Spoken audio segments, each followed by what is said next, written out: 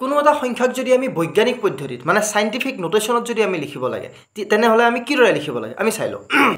কোনো এটা সংখ্যাক যেতিয়া আমি বৈজ্ঞানিক পদ্ধতি বা সাইন্টিফিক নোটেশনত যদি আমি লিখিব লাগে তেতিয়া সংখ্যাটোক আমি a × 10 raised to the power b ফৰ্মত লিখা হয় কিদৰে লিখা হয় চাওঁ ধৰা হ'ল আমি এটা নাম্বাৰ ল'লোঁ 72000 এতিয়া এই নাম্বাৰটোত যদি 7ৰ পিছত যদি আমি এটা দশমিক দিব লাগে আমি দশমিকটো কিমান কৰি ফেলাই আনিব লাগিব 1 2 3 4 4 ঘৰ ইফালে আনিব লাগিব কোনফালে 4 ঘৰ আমি সোঁফালৰ পৰা বাওঁফালে আনিব লাগিব যদি এনেকুৱাকৈ হয় তেতিয়া আমি নাম্বাৰটো লিখোঁতে আমি কি লিখিব পাৰোঁ যে 7.2 × 10 to the power +4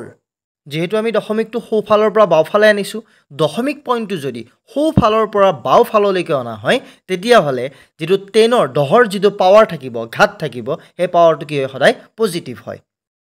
এইবাৰ আমি অন্য এটা নাম্বাৰ ল'লোঁ এইবাৰ নাম্বাৰটো হৈছে 000324 এই নাম্বাৰটোক যদি আমি সাইন্টিফিক ফৰ্মত লিখিব লাগে সাইন্টিফিক নোটেশনত যদি আমি ইয়াক লিখিব লাগে আমি কি কৰিম এইবাৰ আমি এইবাৰ লিখিব পাৰোঁ যে 3.24 × 10 to the power -4 এইবাৰ আমি মাইনাছ লাগি গ'ল 4ৰ লগত মাইনাছ কিয় হ'ল এইবাৰ দশমিকটো কোনফালে আনিছোঁ আমি এইবাৰ দশমিকটো আমি বাওঁফালৰ পৰা সোঁফাললৈকে আনিছোঁ যদিহে দশমিক বিন্দুটো বাওঁফালৰ পৰা সোঁফাললৈকে অনা হয় লেফ্টৰ পৰা যদি ৰাইটলৈকে অনা হয় তেতিয়াহ'লে পাৱাৰটো ক'ত আহিব মাইনাছত আহিব